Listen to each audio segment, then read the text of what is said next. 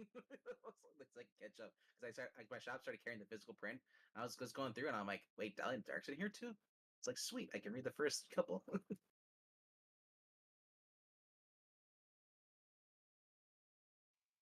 I think pirating is it's a known thing. I think digital. I think two things are killing the comic book industry. Um, well, three things are killing the comic book industry. It's quality, right? Like, and I throw Yeah. in the whole political nonsense and the wokeism and just all the bad behavior, all of that, like in one umbrella. That's one thing. Then, I think making comics, not making them, but sort of like not working to make comics collectible, um, which I think contributes to the third part, which is digital comics. And I'm starting to see myself be in this light where I used to just be like, I'm not going to buy a digital book. Like, I want to own it. Like, I collect it. And I get that most of these comics are never going to be worth anything, but it's kind of nice every once in a while when you get an issue and it's like, oh, this one went up in price. Like, there's kind of a little dopamine rush, when that happens, and it's fun. I like collecting comics. But now, like, the modern comics are worth nothing, and I don't even anticipate they're going to be worth anything because number one, they're poor quality, but number two, they keep rebooting everything like over and over and over, and I think that's really destroying collectability. You know, um, I it's just mean, like it's anytime. easier for me. Well, I understand what you're saying as far as if people want to read comic books, can just click a button and just read it here. You can read a whole entire thing and not have to worry about, oh, going on spend $50 here for our trade. Well, I think the I thing mean, that used to battle pirating was the collectability because you can pirate a yeah, comic to read it, but pirating will not let you collect the comic. And so there were people like me who was like, well, I still want to buy the comic because I want to physically own it. But if you're disincentivizing me from buying the comic, yeah. then, or because it's not collectible, well, then you're kind of, in retrospect, you're kind of like almost incentivizing me to pirate it. Like, and I think with digital, you're pushing people, and I think the new generation that's coming in, right? Like Gen Z, these kids, like they don't necessarily care. Like they just want to read their stuff or whatever. They're like going to be the digital generation. Well, it is the And mangas, the online manga too. right, and manga's not collectible, right? Like so Yeah, you don't buy manga to collect it. You buy it just to read it and no, throw it away or whatever.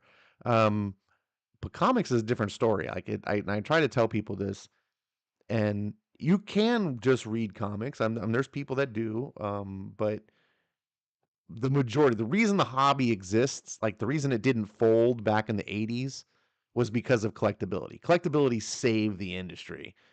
And that's why we had a whole direct market of comic book stores kind of rise up in the 80s and then in the 90s until we went to the boom. mm, But, it just got bigger and bigger and became the thing, like to collect comics.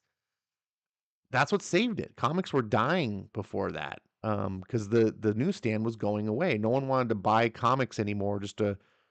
And I say this as a blanket. Obviously, there's some people that did, but the vast majority of fans just didn't feel like just buying comic magazines anymore for the sake of just reading them. And so it was an ingenious thing. The direct market was an ingenious thing, save the comic history, and it's like the industry forgot that. It's like they forgot why it's still here, right? Like, and it's funny because I'll listen to people who I go, man, you have a lot of comic book knowledge, but you seem real ignorant of this thing. Like, and I'll use Perch as an example because a lot of people know who Perch is for number one. Number two, he's got a lot of comic book knowledge, and I respect him. So I don't say this to take a dig or a slight against him, but I'll listen to him talk and have other people on the show and talk about it, and it's like he talks about comics purely almost like from the reading sense. He doesn't think about it like a collector, which is really weird because he used to, if not still currently, he used to own comic book shops.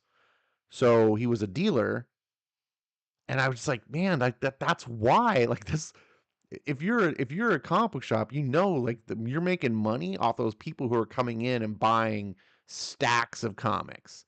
And people aren't coming in spending like $100 or more a week on comics just because they like to read stuff.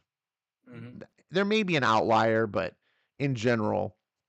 And so if you take that away, if you push those people out and you say, look, your comics are going to be worth nothing. Oh, and by the way, we're going to charge you more than we ever have ever, like for your comics.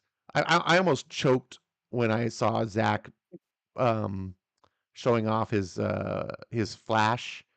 Was it a Flash comic? It was the facsimile edition.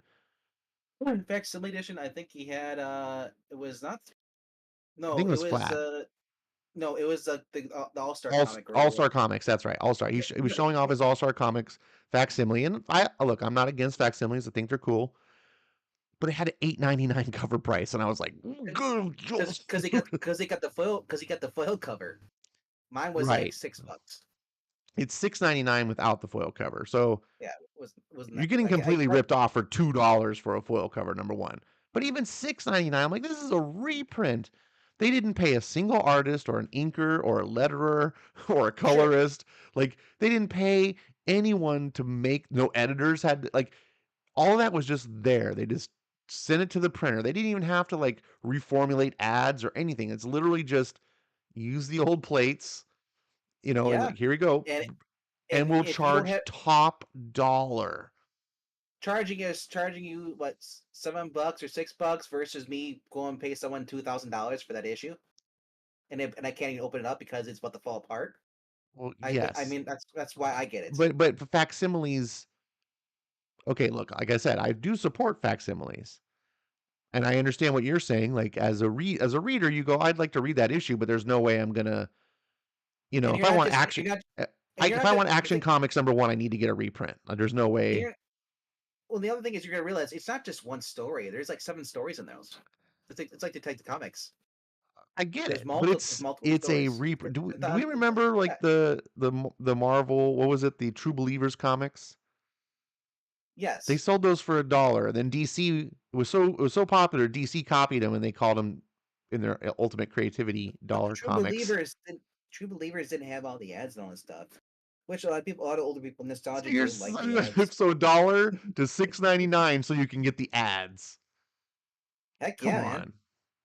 Look, I And understand the and and, appeal and of then the ads, but we're not. Champions I only got one story. I'm So not. the ones I'm just saying the ones I've been getting, the Wonder Woman stuff, they're not just one story. As were versus Marvel True Believers were one story. So there is quite a price difference. Yes, quite a price difference. 700% price Page difference. count. 700%. I mean, it's it's ridiculous. Now look, I mean, people can spend their money on whatever they want to spend, and obviously there's people that they go to me. I'm willing to spend the But six ninety nine or in Zach's case but I'll $8.99. just say it is a problem if people are willing to spend more money on that than buy their crappy new ones. It Well, means they that's have true. quality, That's of true course. too. That's a different issue, and you're right on the money. But what I'm saying though is you're while there's going to be people who are still remain and tolerate it and be okay with it, you're still pushing people away. That's what I'm saying. You're Yeah, getting Marnie rid said this of too. you're Marnie is Marnie said, you're getting rid of your fan base, and if they are not yeah, going to continue supporting, and then the new fan base that you're bringing in is a new generation of kids who are like, I don't even think about collecting. Like that's not even in my mindset because I'm a digital generation. I don't own stuff. I just all my movies are digital, all my music is digital, like they don't think about it. yeah, Now all of a sudden you're an industry that produces physical stuff. People don't want to buy it. Oh, and you're charging all this money. You're just shrinking. And what's going to happen is the prices are going to have to keep going up and up to compensate for the lower and lower volume you're going to do. And it's a self-defeating issue because the higher the well, prices go up, the more people run away. The well, more people run away, the more the prices go up. that's what the True Believers. When they were releasing those, how many years ago it was? Marvel was in a better spot. Now look at them now; they're getting worse and worse. And now the buyers, the readers have to pay some of the costs of printing it.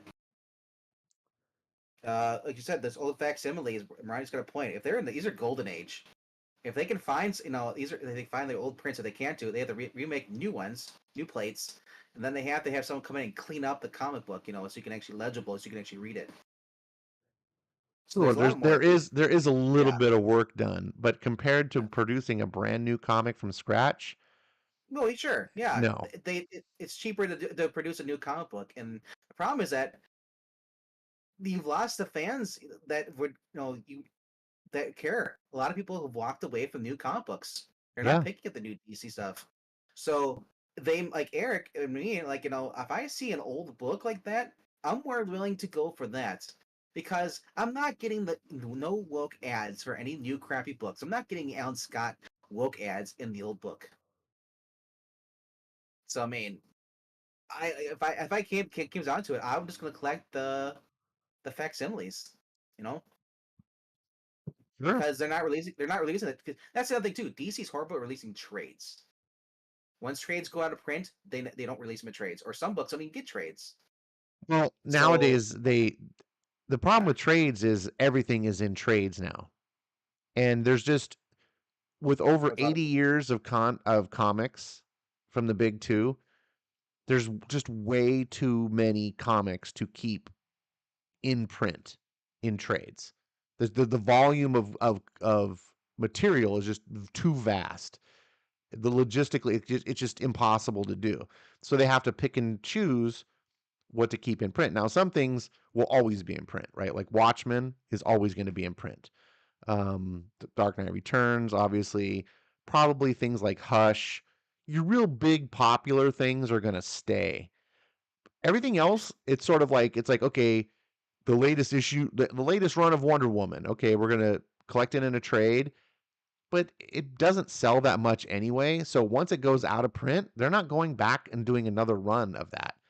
Not for many years at least. They might come back and revisit it way in the future when there's like a whole nother generation. They're like, hey, but probably not. And especially the modern stuff, because do we really want a reprint of like Tom King's Batman?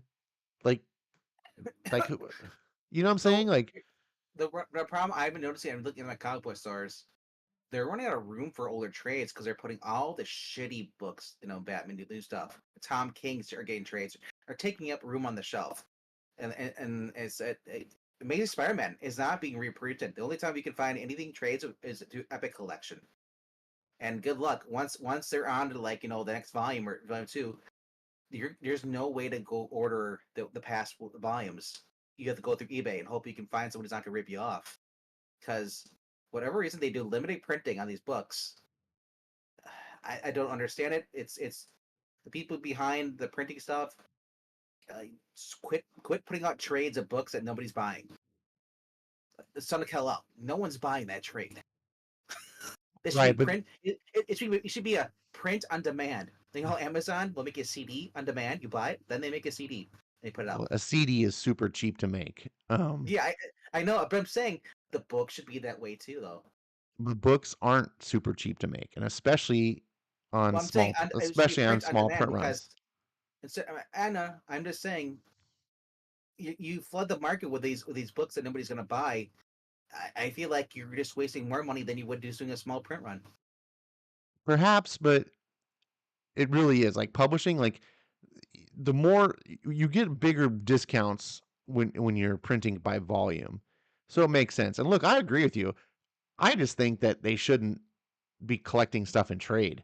Um, I think they should go No, back to the old method. I don't when I say that I don't mean nothing.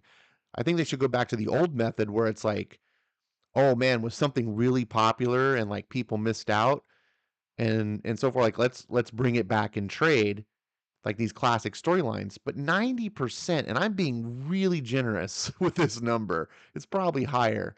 90% of the stuff coming out of the big 2 is beyond forgettable, right? Like, does anyone care? Do we really need a trade collecting the new Hot Girl series? Like, you know what I'm saying? Like, does anyone want to get? Oh, we got to make sure we get that Tom Taylor Superboy run with him and his boyfriend. Like, no, it's done. It's forgotten. But there are some classic things that come out, and like maybe Jeremy Adams Flash, that seemed to be a fan favorite. Okay, collect that if that had a good run. And pick and choose. Make your audience guess, because this is twofold. Number one is it answers your issue, which is don't flood the mark, don't flood. But it also makes it, hey, look, if you're a comic book reader, you can't just be like, I'm going to wait for the trade. Because if only like 10% of the things that are published actually make it to trade, now all of a sudden you're like, ooh, if I want to read this, I don't want to gamble. I got to buy the floppies because it may not come out in trade. Especially if I don't buy the floppies, because if it wasn't a success in the floppies, that should indicate why we shouldn't put it in the trade. And I think floppies would sell more. And that goes back to my original point that I kind of beat around the bush, and I apologize. The third point was about the digital and the fact that digital is being pushed harder because the physical books aren't as collectible anymore. And if you're only a reader, you don't actually care about the value of your physical book, then you're more likely to be like, I'm cool with just digital. And I'm starting to be like that myself. And with a digital industry, it makes pirating so easy, right? It used to be if you wanted to pirate comics, someone had to physically take a physical comic, scan the books, right? And then upload Mhm. these physical scans, which is a lot of work. Maybe for like one book, it's not that big of a deal, but 500 different comics come out every month. And to regularly have that routine, you got to have dedicated people doing that. The uploads aren't instantaneous. Like now we're starting to see like pirate issues being uploaded before even Wednesday release because of as soon as it's on Comixology, boom, it's on the net. And so I think that that's making it just so much easier. Meanwhile, there's books that don't go digital at all. And if you want to read it, like you can't read a bad idea comic online. You can't read these new Frank Miller Presents comic line. You can't read those online. So if you want them, you got to go buy them. Um, and I kind of like that. I mean, I think the people that don't like that are the ones that are like, oh, I gotta buy it, but they weren't gonna buy your comic anyway. Because if you're a person that just pirates, it's they're not missing. You know what I'm saying? Like if they're not gonna give you, if they're not really a customer. So, um, and I'm not saying everyone who pirates isn't a customer. I'm saying the people that just don't want to buy a book and they will only pirate. Those ones aren't customers. Um, Welcome, Yeah. Marania. You have a bunch of comments, so I can't address all of them, but I am reading them. She says that trade collections used to be reserved for the good classic storylines, see Demon in a Bottle, Korvac Saga, and so on. Yeah, and that's exactly what I'm talking about. Those stuff, those stuff, by my grammar, those things should be saved, like classics. And they serve, I think, as good advertisement as well because it puts your best foot forward and you say, look at these great classic storylines. And so someone comes in, it's like the trades become kind of like what the movies are today. Someone goes to Barnes and Noble, picks up a great trade paperback because they're like, oh yeah, I like Batman. I know who he is. I'm gonna get this book. It's Demon in a Bottle or something. No, that's not Demon in a Bottle. That's Tony Stark. The other one, the Demon. I'm thinking of the Ra's al Ghul storyline. You know, um, and they read it and go, oh, this is amazing. But there's only a limited selection of Batman books because they're not putting everything in trade. So it's like you want more Batman, you can get it every month on your local comic book shelf. Oh, okay. And you might start bringing people into the industry. But if they can get everything in trade, why do they need to go into a comic book store? Why do they need to go and listen to comic book channels when they got this channel right here, Ashman Comics? Welcome everyone. And by everyone, I mean Marania. Um, thank you for being So here. like I, as a rule of thumb, I avoid all new trades. Anything that's really modern. I've been collecting older trades. I got the James Duranko Captain America book trade from 1981. Yeah, the 3 issues he wrote for Captain America. Fun. Got that for like less than like $5. Then I got an X-Men trade, and these are all hardcovers. These are the UK edition trades, hardcovers. So you got a few different ones from that. Like I said, I prefer buying. The older the trade is, the more fun I'm gonna have with it because I know it's gonna be a good story. Where these new trades, you take the risk of just well, I feel you're overpaying for one thing. You're paying a lot for Marvel or DC, and you're not getting the same quality. And And well, as I the said, Marvel I and also got DC trades are expensive. yeah. Some of I the look indie at stuff is pretty good value. yeah, sure. Um, Speaking of which, I'm beginning the next compendium for Invincible's couple coming out this week. See, Or not? you don't buy trades. No, but see how old that is. How old is that book? That's older. That's an older book. I guess it's 21st Yeah. century book, but yeah, it's getting old. But I thought you were it's buying not. Firepower in the trades. I'm not. I'm waiting for the next hardcover trade because I got the Yeah. Prelude Absolute Edition. I haven't been collecting the soft cover trade Okay, but because I don't want to. still. Because I don't want to go the route where people like go, oh, I bought all these Invincible trades, all 26 of, remember Ultimate Spider-Man did it too. They had like 30 different soft cover trades, and then they release, oh, here's a compendium. Damn it. Yeah. The compendiums will Like be a long way out. Um, no, they definitely want to milk the um the trades and the hardcovers as long as they can. yeah, I really actually like Image's hardcover. Their deluxe hardcover format is my favorite of all the collected formats. absolutely. It's about 3 trades worth of comics. It's not like an omnibus, but it's bigger than your just normal trade. Usually they're about like 300 pages, I want to say. Um, and like you have the criminal one. Yep. That format. It's just big enough to where it's manageable. Like it's not like an omnibus is unwieldy. Like you need to like set that thing down on a pedestal, like and to read it. You can't just like hold it. These are still small enough to where you can like hold it, but big enough that it feels nice and meaty. They look really good on your shelf. That's my favorite format. And I've got all 4 of the Deadly Class ones. Those are yeah, $50 a piece. yeah, and we get them through like in stock trades. You can get them sometimes for like under Yeah. 30. Um, I was paying I think like 28. I think I got my criminal books for about 28 something a Yeah, piece. Invincible is kind of like an impulse grab. If I see it there at the one shop, I'll go pick it up. Yeah. But I just want to say real quickly, how's it going there, little Eric? Hope you're feeling better.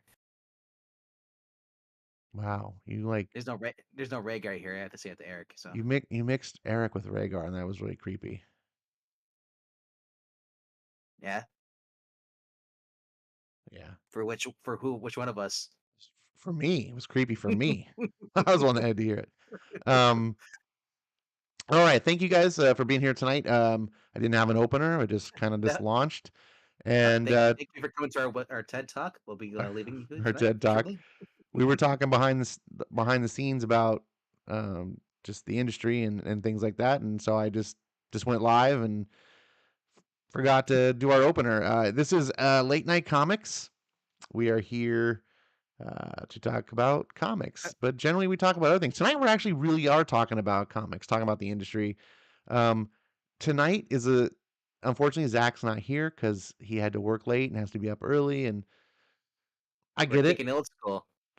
Yeah, we're going back old school, back to the old guard. We miss Zach, Before his BZ before but Zach. before before Zach BZ, I realized though, and unfortunately, I didn't plan this. Tonight is our 50th episode. I was like, oh, we should have done something special. So we're gonna have an anti-special episode. Our 50th episode, instead of being double sized, is gonna be half sized, and we're gonna be down a Have you, member. We're gonna only wait, cover one comic. have you and I been doing this for 50 episodes? 50. This is episode 50. You're not counting before me? Or No, something? this is just you and me, 50 episodes. Feels like Marvel counting right here. I don't believe that. Yeah, look at the number there in the top left corner, 050. Well, I don't Um, trust it. You're the one that numbers it. I would not put fake news out there. Yeah, so we've done as many issues as I've been Live. as many episodes as I've been alive in years. So I was hoping like a 50th episode have a nice big thing, but we'll do a special 51st episode because Oh, that's it. Oh, we could just reboot. Oh, we could do the Marvel thing. oh my gosh! And We could do Melania legacy trying to one. numbering. Melania in here trying to one us up. Wow, it's the day after my 30th wedding anniversary. No, Melania, this isn't about you. It's about us. Nice. Um, yeah, so yeah, Uh, maybe I'll reboot and we'll do Late Night Comics episode number 1, legacy number 51. no, That's no. We go to the point. What we do is we go to the point ones. no, I like the legacy numbering because it makes it more collectible. But we're going to be talking about Transformers tonight. And I got the comic up on the screen. I'll put it up for you, my friend, here in a sec. See, Just on one this channel, issue. I'm not. On this channel, we're not and friends. We're friends. And, we were going to also cover the Infield Gang Massacre. But as we were talking about the pirating in the industry and things like that, I could not find a digital copy of that. So that's difficult to share and put up on the screen. So it also means that I couldn't read it because I haven't been to the comic book store yet to pick up my actual issue. So it's just sitting in my pull box. But it's a great comic. It's fantastic. It's been getting better and better with each issue, and I'm really glad that Eric's in the chat to be let down that we're not going to cover probably one of his favorite books he's reading, but he's the one that got me to read it. We are going to cover Transformers. This is not a comic book I was expecting to buy. I've never bought Transformers comics in my life. I did enjoy Transformers as a toy when I was a kid, and I did watch the cartoon, the first generation, when I was a kid. I loved the movie. I even like the Michael Bay movies as for what they are. I just never really was into. I don't usually buy like licensed property comics. It's a rare thing. I mean, I don't even buy. Even when Star Wars is good, I didn't buy Star Wars comics. For the most part, there was a few exceptions. Um, but what about you? Did you ever predict you'd be buying Transformers comics? I've actually this is my first series that I've actually bought before. Back in the day when I was around 18, 17 years old, I went to Half Price Books. I got one of the Transformer books there, which actually ended up later, 20 years later, went to an Ease auction and sold the book there. I Oh, forgot which one it was, but it was a fold out cover one. okay. It was like a yeah. So, but that was the first one I read, and but that was also the last one I was going to be reading because I just didn't care for the stories. I thought they were bland. Yeah. I thought the cartoons were a lot better. Um, but then again, like I said, I was going more towards the Spider-Man stuff. Right. Like the Transformers was kind of like, okay. But I think what really does it for me for this series, the reason why I'm coming back for it, not only is it Daniel Warren Johnson, but you're also throwing Transformers into it, You mean and GI it's Joe? and it, or sorry, I mean I said J. Joe, yeah. You're throwing. I'm looking at the cover. Uh huh. So you're throwing GI Joe in here, but you're also going back, and it's basically like almost like an adaptation of the animated series, Yeah. but they're changing a little bit, They are and I changing it. think It's interesting. Yeah, keep going. that yeah, and that's what intrigues me. Um, not your childhood Transformers. People go squish. Definitely not. Yeah. Yeah. There's multiple squishes in this issue, which we'll be covering here in a sec. And a crunch. Um, a little bit of dark humor in this too, but Yep. like I Some said, dark humor. uh, Daniel Warren Johnson's art is just phenomenal in this. And I love his little interview he did. I think he said in the last issue in the back part in the letters, and he said it's like he loves a challenge because usually he draws people with faces. Robots don't always have face. Few of them do, but like so it's like trying to do expression. Like Optimus Prime does not have a facial expression. He can do it. He has to do other. Yeah, and you'll see in this first page, couple pages, how he takes on that challenge. And it's done by Sean Spicer, his brother, Mike Spicer, former Speaker of the House. No. But yeah, I love this. It's open scene. Hey, this is great. The world is beautiful and blah, blah, untouched and whatever. And then he's like, crunch. And you're like, immediately, you're like, oh crap. And this is what I mean about Optimus Prime. You can't see facial expressions, but you can see his eyes. You can see his hands expressions there. He looks, and just how he leans over, how he cradles it, his reaction. It's the most humanized you're gonna get a robot. Yeah, he does a good job here. Like you look at his face, even though it's mostly just a mask. Well, what appears Well, to be a first of all, mask. It's a robot first of again. all, first of all, he stepped on it. That thing would be splat like, but it tastes like tomato sauce. Maybe the ground would give away a lot. If it was on concrete, I would agree with you. But the ground would give some, so it may not. What I have a problem with, actually, if we're going to talk about realism or whatever, I have a difficult understanding. Getting close to a deer is a difficult thing to do, right? Like you just Mm-hmm. ask any hunter; it's challenging. um, the fact that Optimus Prime could just randomly step on a deer, like that thing would have been running from him age, like that was weird, but I just had to dismiss that and go, Well, it's comics. Like the point of it is for Optimus to show this kind of side of Optimus. It's not there to be deer like, do, well, deer do get really close to you. Yeah, we get a lot. When they're within like walking distance. When they're especially during this time of the year for me, like when they're during mating season, they're everywhere. And then hunting season is too, because they've been dispersed, so they're all just running around. And I've been within 10, 20 feet of a deer before. So, and then if he's just standing there, not moving whatsoever, the but he's deer, talking. He's like, this world, what yeah, beauty. This like giant 20-foot tall robot thing. or the deer, no deer's freezing the headlights. Remember? Maybe the deer froze. They were scared. Mm, I'm not going to overthink it, but Or to it was, me, that stands out or way more than him not being squished. well, I But understand. I'm just saying this feels like an Invincible story. Right away. You know, okay. the death, the gore and stuff. It's like the happy moment, and then something always goes wrong for Mark in that story. I You think, know, yeah, and I think I like how Daniel Warren Johnson does this, because I think it's important, since we're going to be introducing actual violence into Transformers with humans.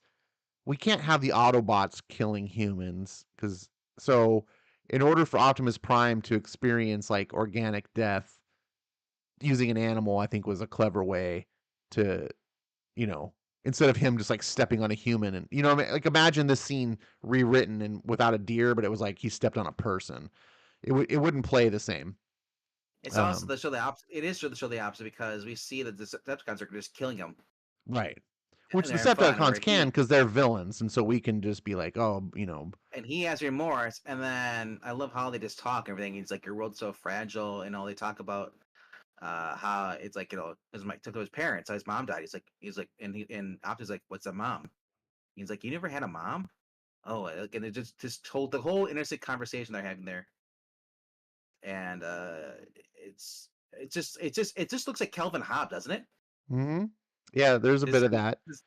just sitting on the rock I talking. mean, I have to say that Daniel Warren Johnson kind of evokes Bill Watterson, the creator of Calvin Hobbes, a lot to me. Anyway, because they both have that sort of like that understanding of like family and humanity and everything that. Yeah, So that's one thing I love about Daniel Warren Johnson. So that's why I'm buying this comic, is because I was like, I want to see this guy who did all these other comics that I love that have all this heart, and put it into this property that I do have an attachment to some level. I'm gonna see what he does. Like, I um, keep forgetting it's not Robert Kirkman writing this because I'm yeah, like, there's a lot of gore in this so far. Like, there's not a lot of there's no swearing or anything like that, but I'm just saying it's like I wouldn't say there's a there's lot a of lot of gore. There's, I what I mean, mean was violence and then people being squished. yeah.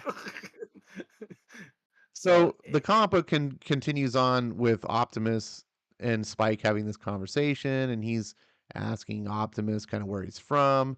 And all of this, I think, serves to set up. basically provide on the idea that there's someone on the planet who doesn't know what the Transformers are, right? Like for someone like you and I, who this is old hat, we know the Transformers, we're like, okay, we get it. We have to remember, okay, this might be someone who's never read, doesn't know Transformers at all. So it's important to go back to basics and have that explanation. But in Daniel Warren Johnson doesn't waste too much time here. He just gives you just enough. Um, and I think this is interesting. He brings in Cliff Jumper, In who his yeah. is kind of like Bumblebee's, like less popular, like I don't want to say twin, but you know what I'm saying? Like Yeah. in the toy line, in the original toy line, because of factory costs and stuff, almost all the Transformers had multiple versions, right? Like Starscream. There's Starscream, there's Skywarp, and I forget what the third one was. But there were three jets, and they were the exact same model, just different colors. Because That Thundercracker or yeah, Thunderbolt. it's Thunder something. I think you might be right. But um, with the Autobots, there were many of the cars that were like the same vehicle, but like one was red and one was like white or something like that. And if I remember correctly, it's been a long, long time. Cliff Jumper was basically almost the same model as Bumblebee. Might have been tweaked a little bit, but anyways, I don't remember him ever being like Why are popular in the fiction. Yeah, I want an Autobot that's the style of those '90s horrible wood grain fiberglass station wagons. So I just thought that was interesting because in the first issue we kill Bumblebee, and then it's like, oh, here's the lesser known one that never got any spotlight because of Bumblebee. Um, Who knows? Maybe he wanted to be different. He wanted to have someone else in there instead of having Bumblebee. yeah, no, that's why I'm crediting that. I'm I'm guessing that's glad. the case. I still Mm, we still haven't seen Cliff Jumper transform to a car though. I've only seen him like this, so I'm curious what he looks like. If he's gonna be like a little Corvette or a Ferrari. looks like he looks like a little hatchback. Um, Yeah. I don't know Chevette. exactly what it was. I'm trying to remember him from the actual toy line because one of the reasons why Bumblebee was really popular, aside from him being a Beetle, Volkswagen Beetle, which was a popular car, was in the original toy line you had the main Transformers, which were like really high quality, a lot of die cast metal and stuff, Yeah. and Mhm. then you had the mini Transformers, which were like half the size, and they were all plastic. But because of that, the price was like one third the cost, and I grew up kind of Wait, poor, wait, so I wait. could never afford the good Transformers. I did get an Was there Optimus take Prime for Christmas once, and I was like, that was through the roof. But most of my Transformers collection were these guys because they were the cheap, $4 so Transformers or something. was their tagline half the price, half the size? No, no. Robots half the But like size. for another example is I never owned Soundwave, but I owned his like cassettes because you could get like Yeah, Ravage and Laserbeak and stuff. They were cheap, so yeah, those are um, awesome. they were So really cool. so the interaction with this, we bring him in because we need some more comedic relief too. Because so far, no one's freaked out about the humans, and of course, and this is like every kid's trope thing. Oh crap! What the hell's that? And then just his reaction to everything, and then she goes off. Callie goes off on him. And so, how do you think we feel? Freaking giant robots from space, Now, on Earth. this Yeah, part was a little annoying to me. If I'm gonna nitpick this I comic, I loved that it. this scene. Now, fortunately, it's Daniel Warren Johnson who I have a little faith in. If this had been like any of the modern creators, you know, um, any of the usual suspects, I'll say, I would have just been rolling my eyes because she goes kind of into full Karen mode here. Um, and Well, he was harassing her boyfriend. yeah, it's a giant robot that squishes humans, and she just lectures him, and I'm just like, and I don't know. To me, it was like a little too feminist. And It's the I'm 80s. being sensitive. I'm being sensitive. No, in the '80s, there wasn't the super feminism. But again, I'm recognizing that I'm a little more sensitive because I'm living in 2023, and it's Daniel Warren Johnson, and it only lasts for a couple panels and then it moves on. But it was annoying. I was like, I could have done without this. I was too busy trying to figure out who is that Ironhide down there or the Jeep, and then there's that must be Jazz. I'm trying to figure who the other Autobots are laying down there at the bottom because they said they only have enough energon to basically and leftover metals to doing this quarry to basically rebuild them. They're using Optimus's trailer, which I've always wondered what the hell it was used for. It just whenever he transforms, it disappears. So they're using this old metal quarry to basically, and then they realize they're out of energon, and so he's like just enough. I had just enough to restore Cliffjumper, but I use this was funny. This next scene with Optimus Prime, is his solution. I'll just use my core. The Prime thing is like, and he's like, dude, no, stop. And what it reminds me of, every time I see this, it's like freaking Will Ferrell. I don't know what to do with my hands in the Talladega Nights. They just keep rise up. They could stop doing that. It's his go-to selection. He's like, well, I can use the Eldspark. And he's like, dude, it drains your life. This is the second time he's offered to do it, and he had to be told by Ratchet to say, dude, knock it off. It's like a Patrick Wilburn moment. He wants. I mean, they're about to go extinct. There's only like a handful of I Autobots know, left, so I can understand his position here. but they're in a war though. So if he uses an Allspark and then he's at half strength, what's the point of anything? Well, I mean, if he can revive Yeah. all of his, the Well, Autobots. fortunately though, through the humans, they're like in the cartoon, they find out that this world has a fuel source like Energon. Which we find out Energon is essentially just energy. Gasoline or Like the whatever mineral. well, it's energy. Like the Transformers call it Energon, but apparently just energy.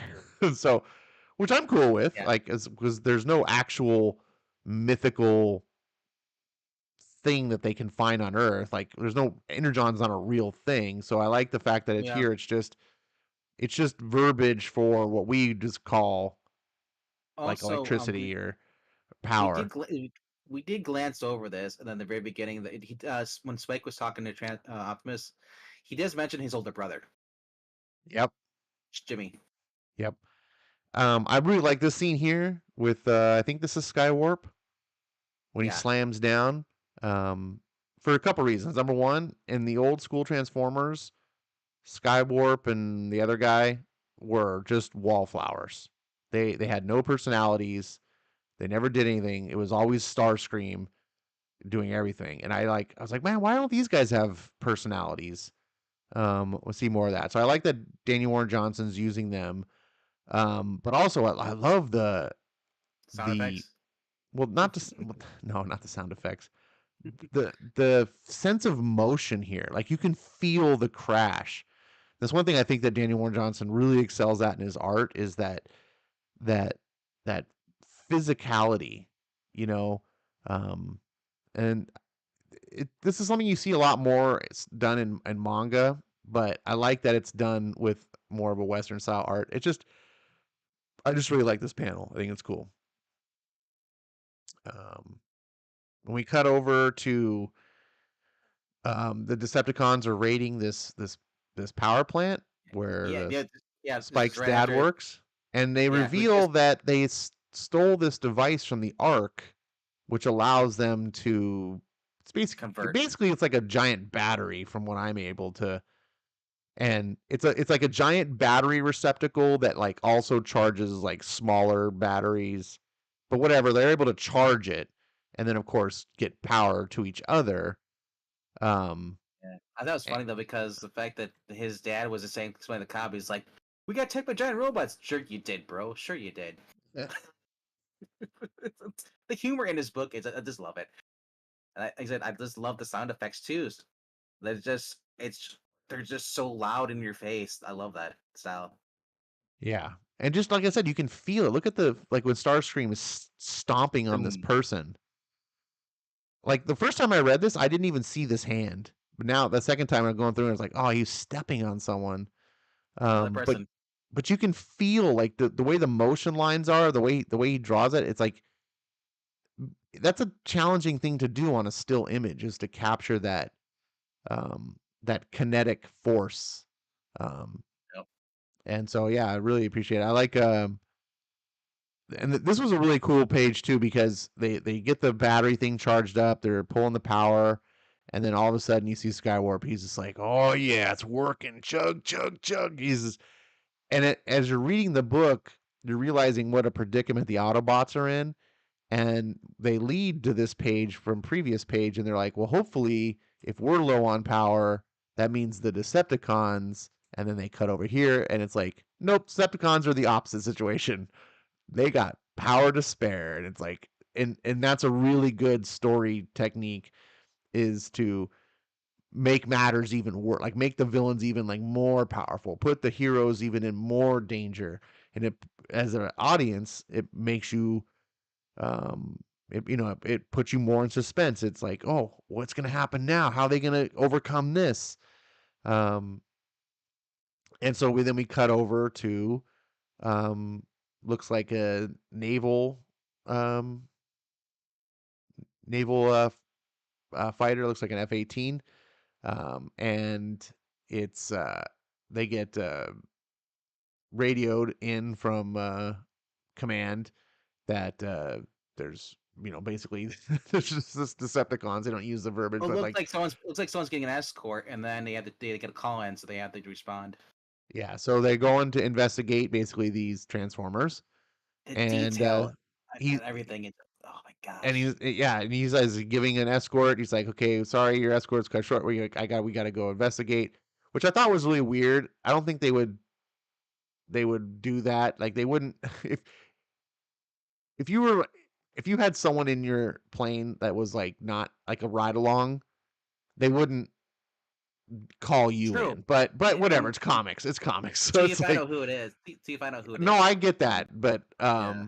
it's just one of those things that I was like, what? Okay, whatever. It's comics. Don't think too hard. I don't Daniel Warren Johnson probably didn't serve in the Navy. He probably doesn't understand all this. Like, don't get too anal retentive. So uh they hear about it. Soundwave is like I intercepts the radio chatter.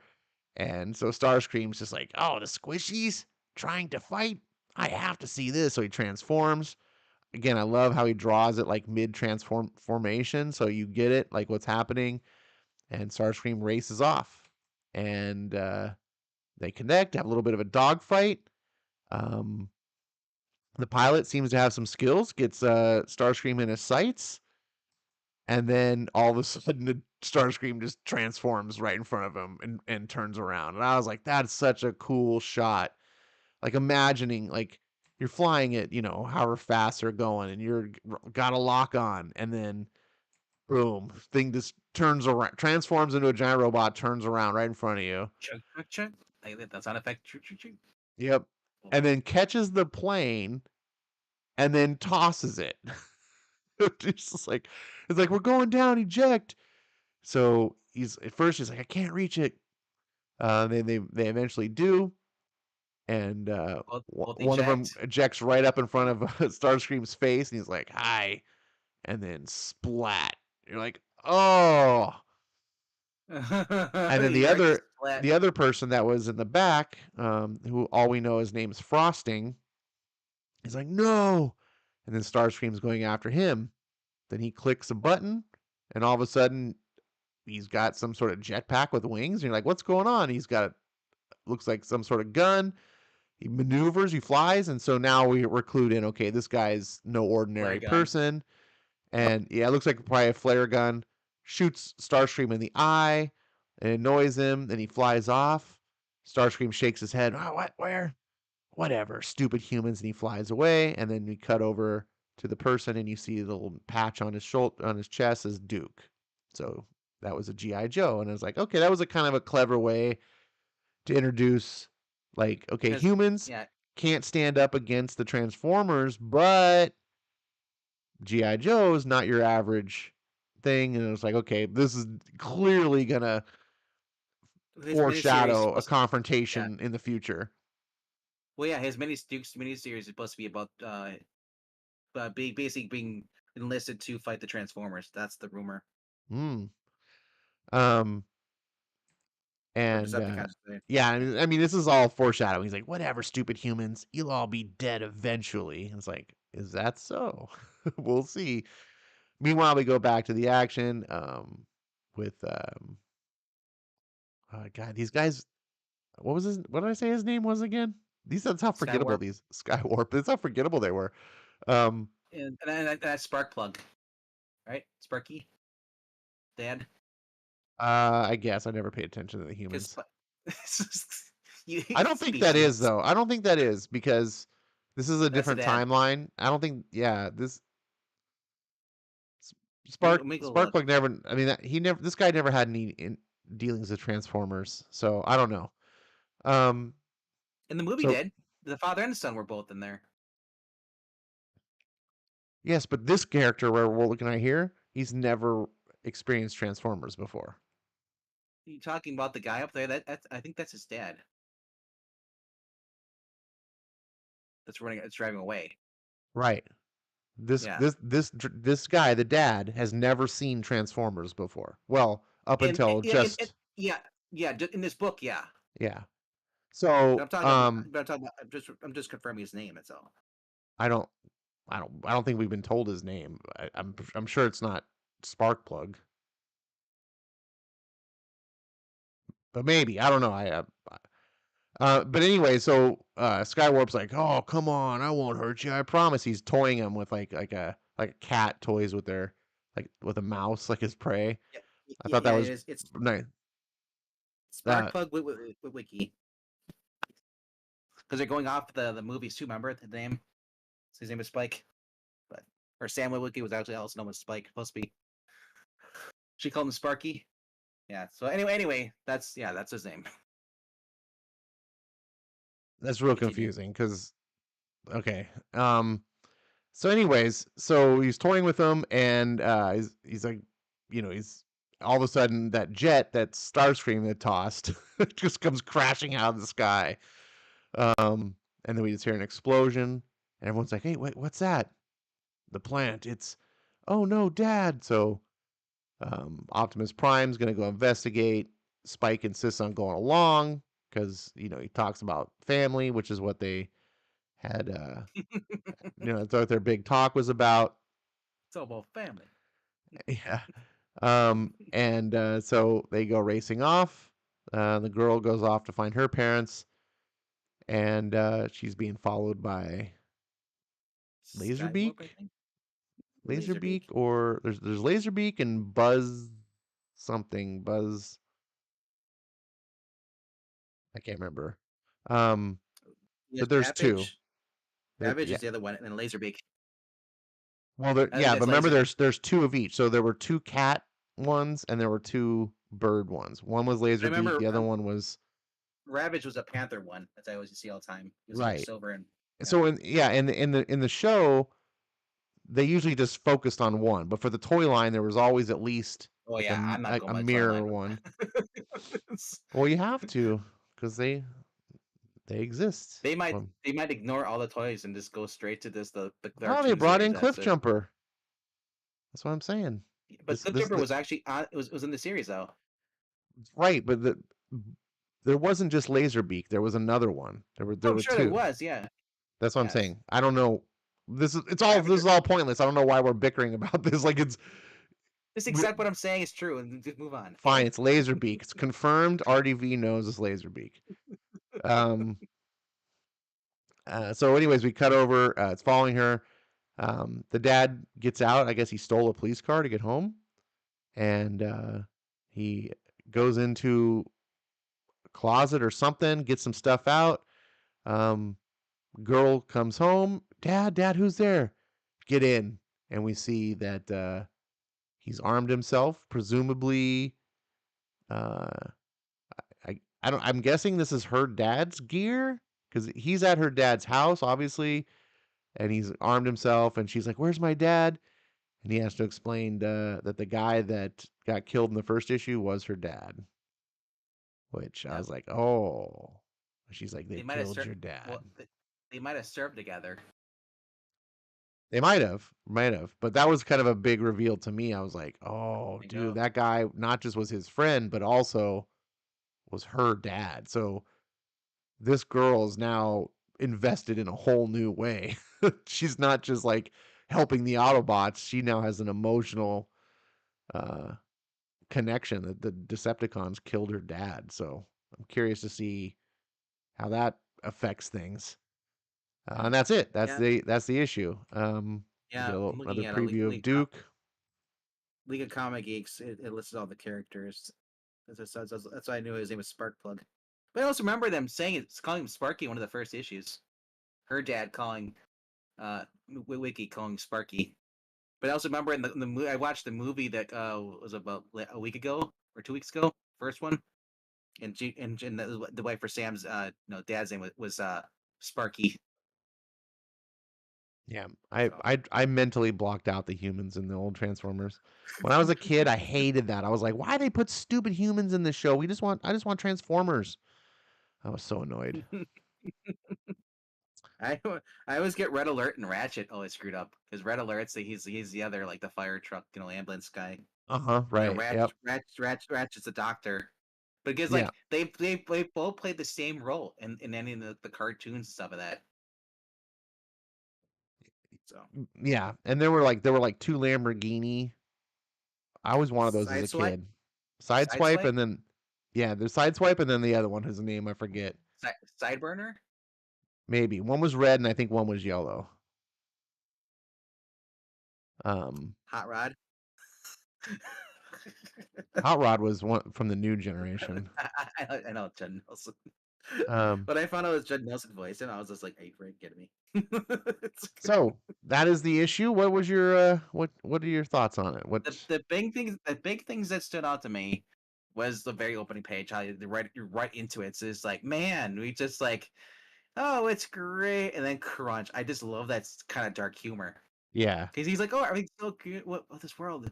What Hey, beauty? can't you just kind of hear It's the music too like you know, like it's like all it's just peaceful. the bird, the frog, the little crickets, and all that stuff. The Yeah. flowers, And then and crunch. oh, And I love how when he sits there talking to Sam, he's kind of like this, kind of like still holding the deer the whole entire time they're talking. He's still holding the deer. And he's like, and I think what he said, like like we should probably bury this. I'm thinking like that's good venison. It's but of course we don't eat animals, we just crush them. But I love how you can see the rock in the bottom right panel. You can see the rocket ship. yep. You know, it just yeah. And then this shot right here, the Cybertron in the background, and them just kind of like sitting in the middle. It's just I focus on them. They explain the war and everything that's going on, and then you see Megatron, kind of like among others. It's like and it tells you how like they tried to leave, which is kind of different from the show. They try Yep. in this version they tried to leave. They're pursued, which I do remember in the movie. I thought in the movie though, the Transformers movies, like somehow they got onto the ship, like they boarded the ship using a shuttle In the character. Was it? Transformers movie, some of the Transformers were on Earth Yeah. and some remained on Cybertron. And Yep. then I think something was happening. I think the whole Unicron thing. Something was Yeah. happening to Cybertron. They had to flee. So they got on another ship and flew off of Cybertron. And then the Decepticons pursued them.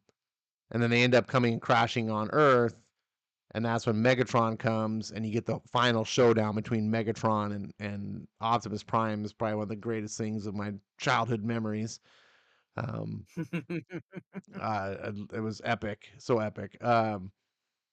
Yeah, obviously this is going a different direction, um, presumably because of the whole GI Joe integration, and then Yep. whatever Robert Kirkman has with his whole Void Rivals thing. He's definitely.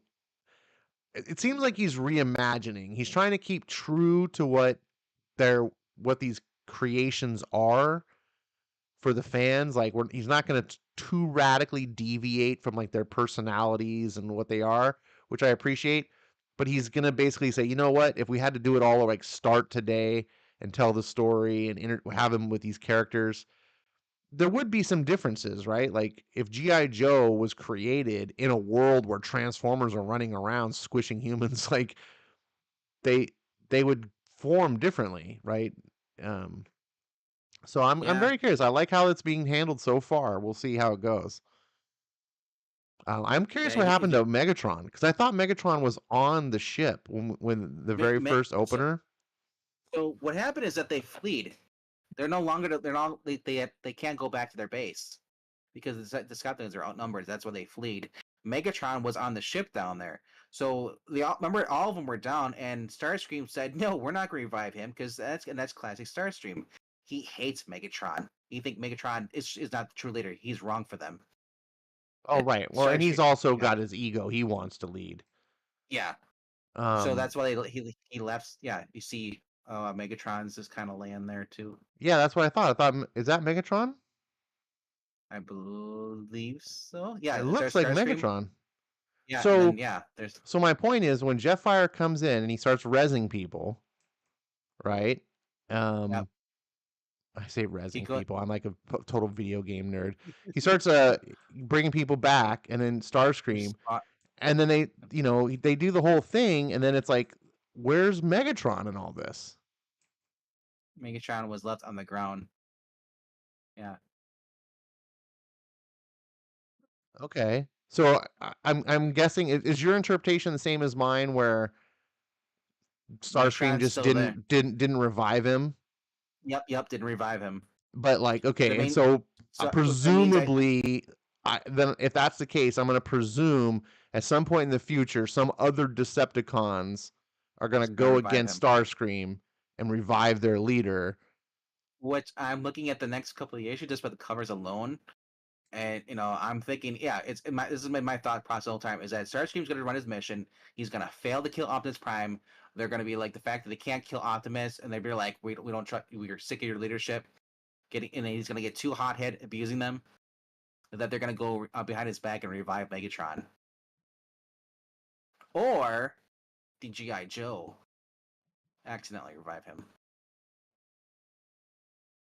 You know, All right. So what did you think? Like, what's your overall impression of the issue? Did of you the like it issue, I more, less? Like any? it was my number. It was my for indie books. As far as I said, I pointed out it was my number one book of the week. Only because of nostalgia, heavy nostalgia. I love Transformers. I love this. It's great. Um, Now, for those, and I said it for those who are not into the Transformer stuff, maybe that was just you're too old for that. Enfield Gang might be more up your alley because that is much more serious, more spaghetti western. Like this is the kids thing, and then you got the Clint Eastwood Enfield Gang book. I don't know if I would call this a kids thing. I don't think this book was for kids. It's definitely not as But serious as Enfield Gang Massacre, but obviously this is rated teen for teen. But I mean, when Transformers came out, it wasn't really meant for like if you're in high school, you really weren't looking to watch Transformers. You were kind of past that. Like this is more of a kids thing, I believe, than more than adults. yeah, but I Even though think they, I think it's written more adults than the old school Marvel Transformers were. oh, definitely, yeah. Yeah, I think Daniel Warren Johnson just in general writes a more level storytelling. Um, so did what compare this Overall issue impression to the last issue? compared to the last issue, like I said, it just keeps getting better and better. You thought this issue was better? Yeah, Okay. I was actually the opposite. I think the first issue I really liked. I thought this issue was a step down. Didn't hate it. Still liked it very much. Um, there were definitely cool things about it. I don't want to say I don't want to fault it too much because it did feel like a connective issue. It felt like, okay, we need to build some things, we need to set some things up. So I understand that that has to happen, and so I'm okay with that.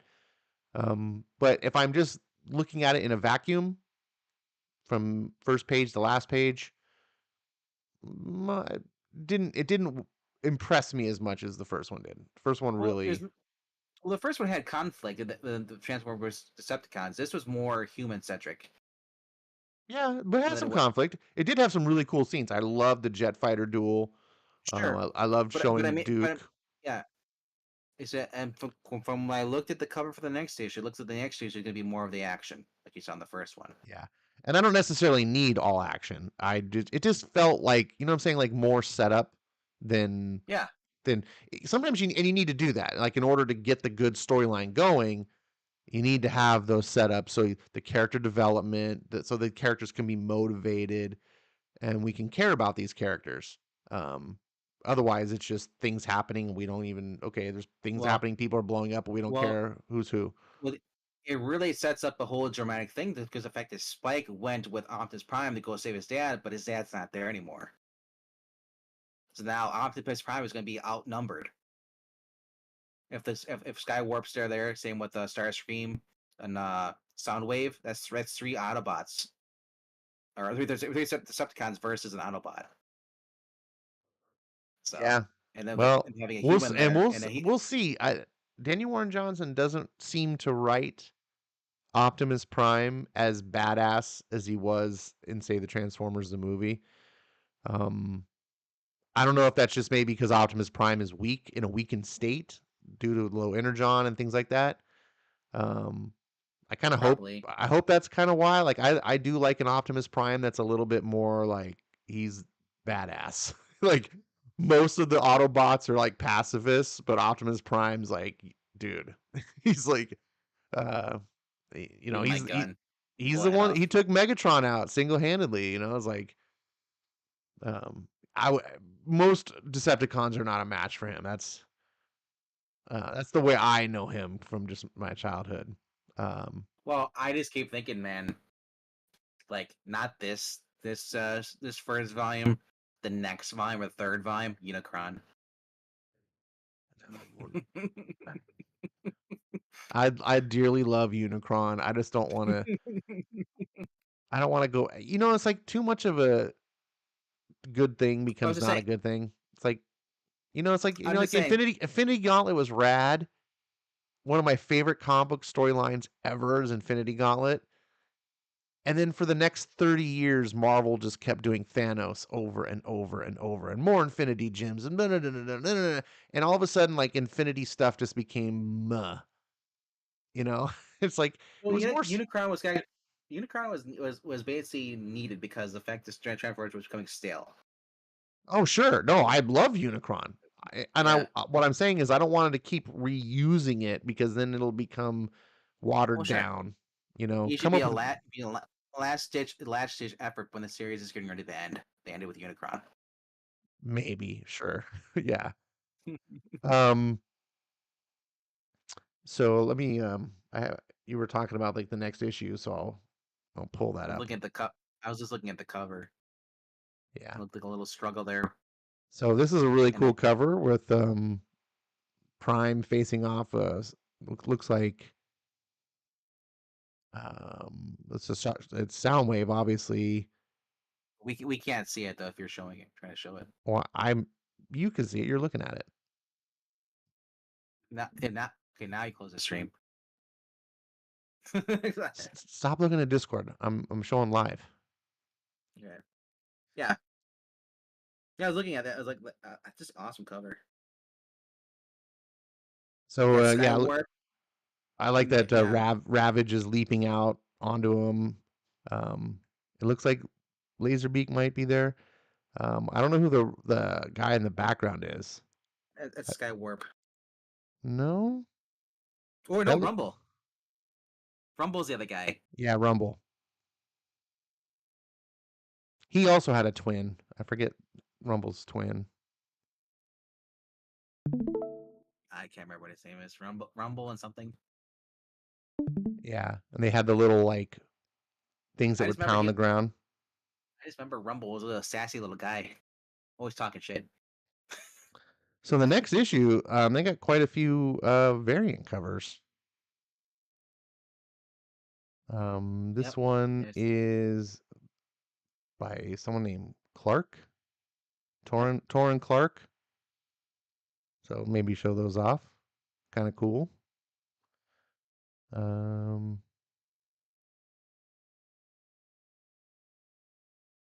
what issue Yep. is There's this one? This one is the Aerosina variant. 1 in 10 with Ratchet. Yeah, I don't like this cover. It's too It's busy. weird. It's hard to see what's going on. And then we have the Bergara variant. I don't know who this guy is. Oh, Bagheera. He's I Irish. do kind of like this cover. Optimus versus Skywarp. And then the final cover, Nick Dragotta. Wow. What the heck? The planes in the background, the the heroic pose, Optimus on a throne of cables. Yeah.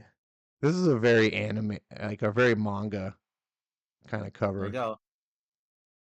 I Is like it that though. Cliff Jumper back? Is that supposed to be Cliff Jumper at the bottom? No, Looks like Red Alert, and then I don't know who yeah, the oh, back no, car is. Side Swipe. Kind of looks like Wheeljack, but Could be Wheel. Yeah, was I thought Wheeljack was a tow truck or something like that or no, something. Wheeljack was a Porsche. Oh.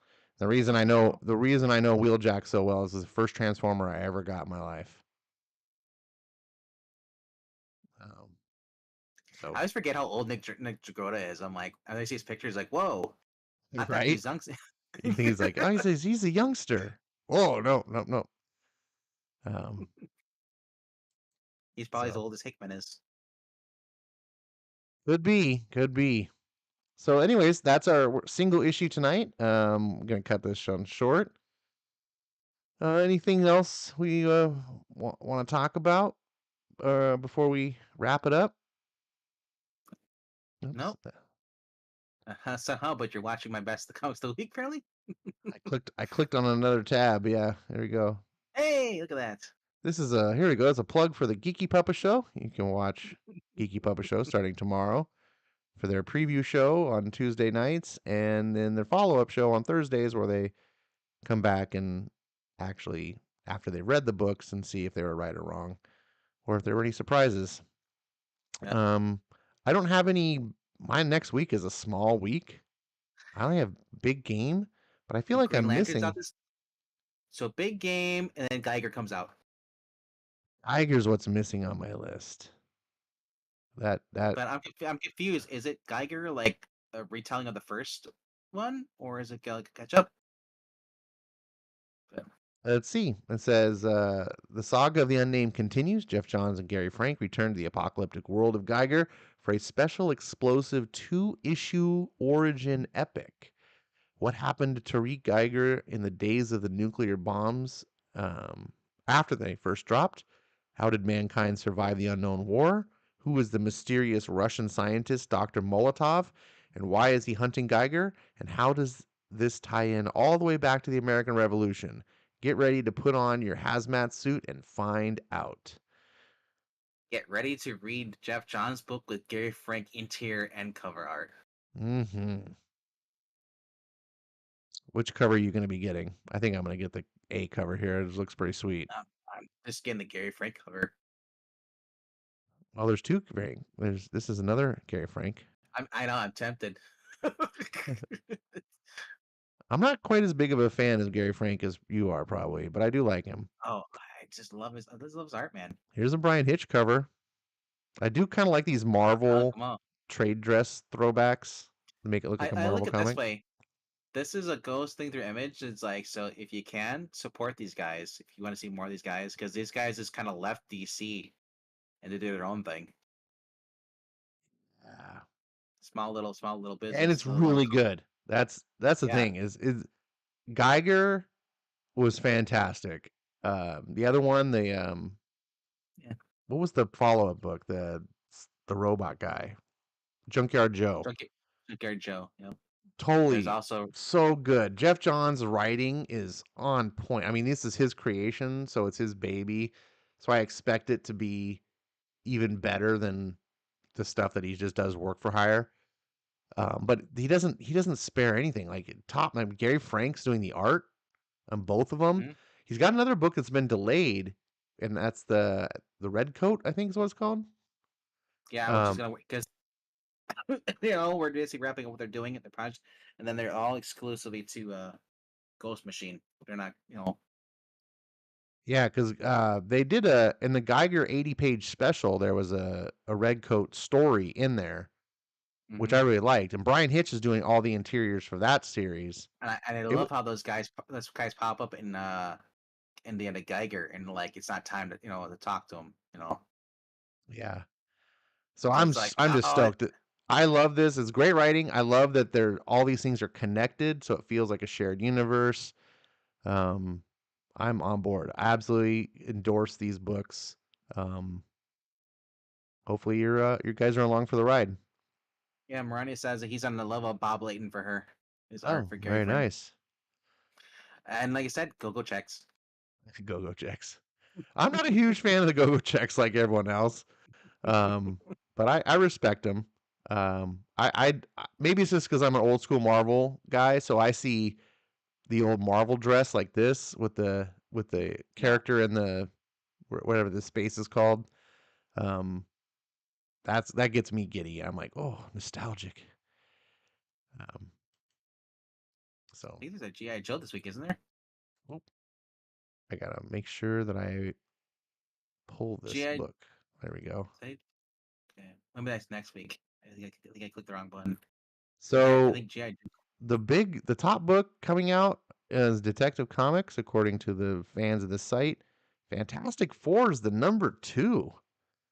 Apparently, Zach's not the only one who likes Ryan North. We got Apparently Doom. not.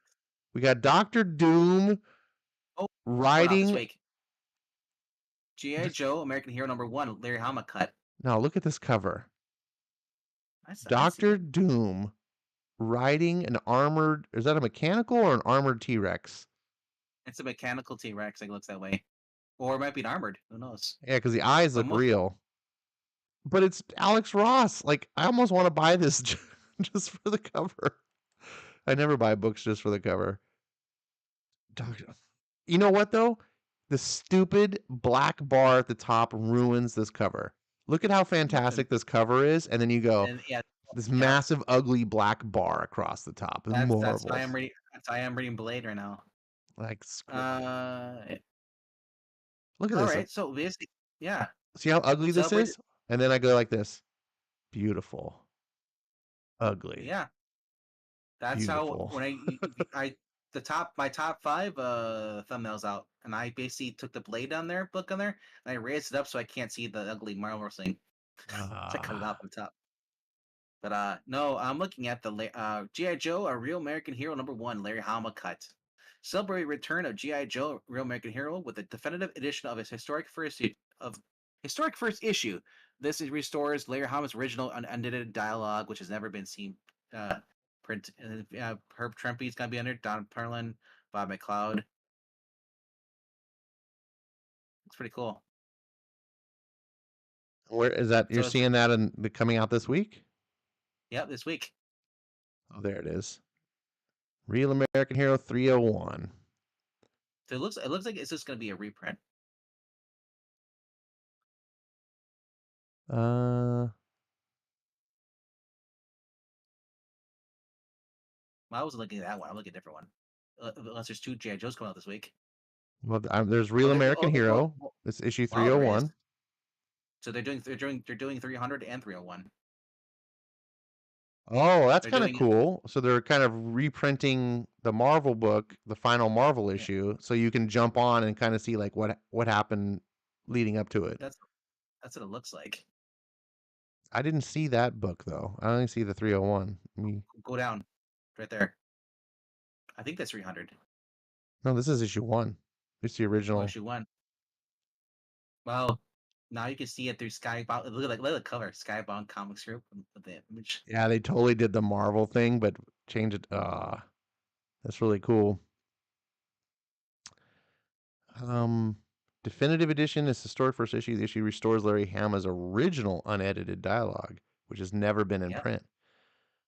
So that's really cool yep. for a couple reasons. Oftentimes, a reprint book like this will just be like, got the original, whatever. But because this has the restored dialogue, that's going to put collectability to this. This is not just a reprint. This is its own thing because of that. So I'm bravo, Robert Kirkman. Robert Kirkman knows what the heck he's doing, man. Whether you're a fan of the particular books that he's doing, I don't buy everything that Skybound makes, but I just really appreciate that he seems to just know what's good for fans. Um, so if you're a GI Joe guy, that's a reprint to get. It's only $3.99. Look at that. You're not going to be charged through the roof. Is there anything else to pay attention to? I was looking through. Um, What's this? Animal Pound. I don't know. That's something. It's an ash can. You might like it. Right? It's an ash can, except it's Tom King. Next. That's all I needed to know. It's Tom King. DC Comics is releasing the Looney Tunes 275. I didn't know they were doing that. The last run in #2 is coming out this week. Teenage Mutant's last run in. This is a reissue, I guess. Apparently, people who missed it the first time. Are you going to be getting this? Speed Force #1?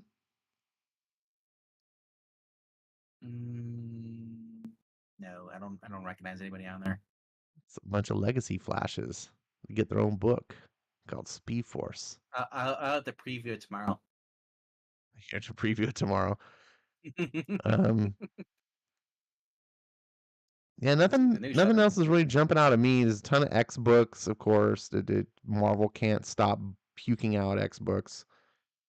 Um, all of them are below issue 10, of course. There's a Um, PP Poo Poo book coming out this week. what? That sounds nasty. It's at the very bottom, towards the bottom. Are there any hidden gems down here at the bottom? Well, something epic is coming out this week too. Yeah, they're on issue #7. I thought it was only going to be a 6-issue series. You still getting that one? Yeah, I'm still getting it. I've been liking it. Prism #2 comes out this week too. That's been an interesting book. I think Skip will really like it. It's another music saves the world.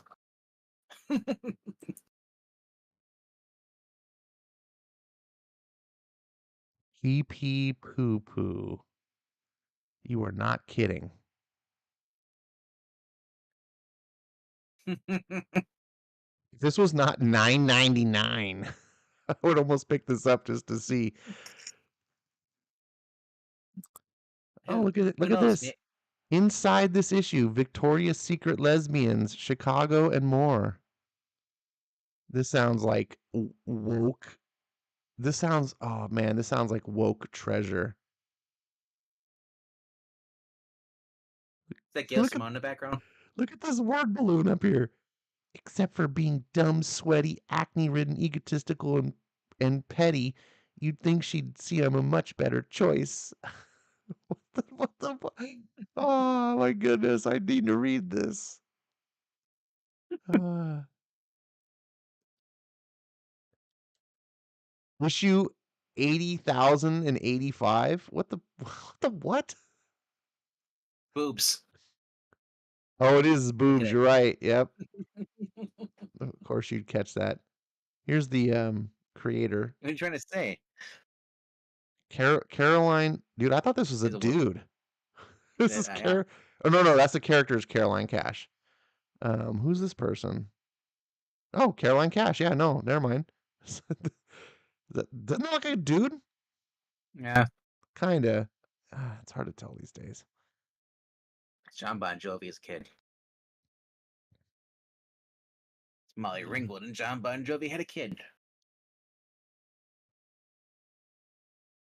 Yeah, she's the main character right there. Here on the cover on the left side when it's getting kissed. I need a And, palette and that's cleanser. Kelly Sue DeConnick or Gail Simone. All right. I really do kind of want to read that though. just for the I don't blame cringe. you. Sometimes when things are just so over the top, like that it so if you're Yeah. gonna make a bad listen, creators, if you're gonna make a bad comic, you make it hideously bad. Make it like America Chavez. Like just don't do this like just boring characters sitting around talking about their feelings or whatever. Do absolute absurd nonsense.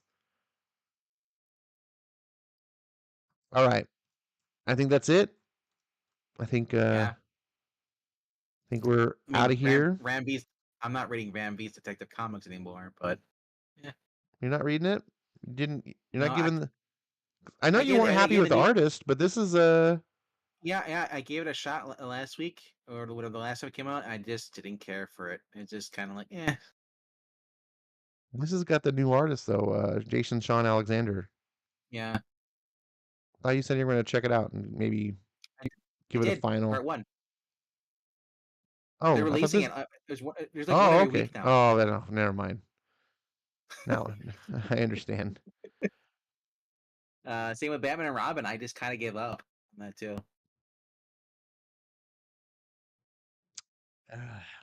That's unfortunate, man.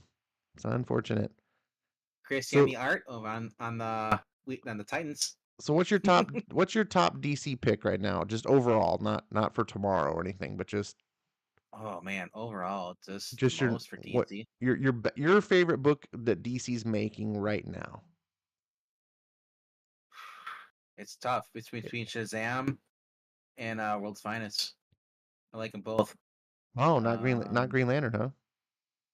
it's Green Lantern. It's slowly getting. I'm liking it, but I mean, it's just not as fun Okay. as like I said as that.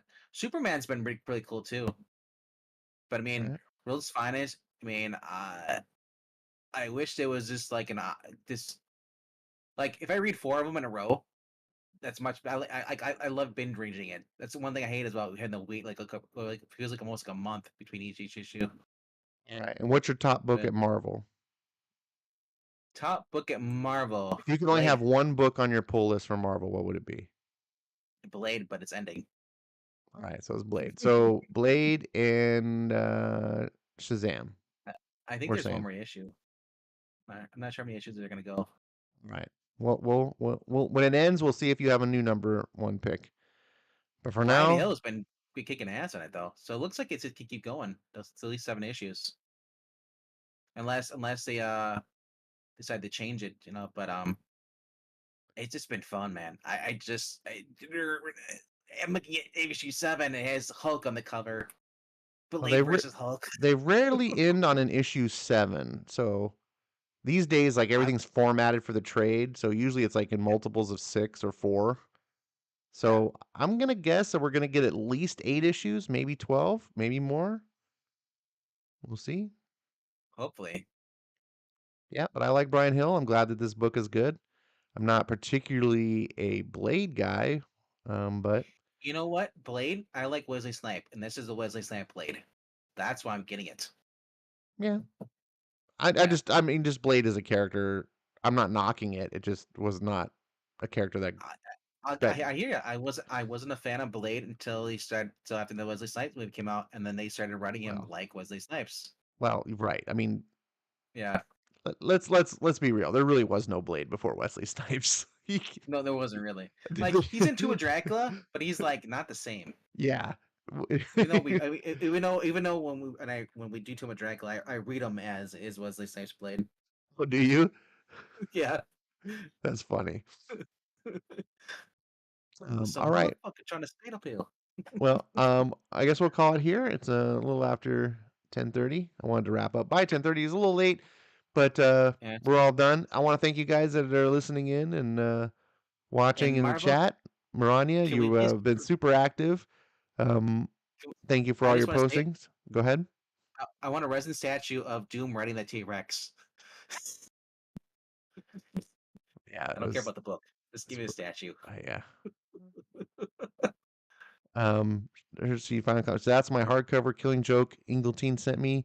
It has Brian Boland's original colors for the book, not the way it was first color. I'm not sure what that was addressing. What were we talking about? That I'm not sure which book she's talking about either. And she says that's like my hardcover Killing Joke. That must have been talking about like coloring or something. Um. I don't know. Hmm. Anyways, um, she says take care. I say take care. What do you say? I say Auf Wiedersehen since Zach's not here. Uh, have a good night, guys. As Night, always, everyone. read good comics, or Amen. Ash will find you and yell at you. I won't yell at you. He sees you when you're I sleeping. will lecture you. PowerPoint presentation, link car style. This is where you went wrong. This is where you keep going wrong. See, next slide.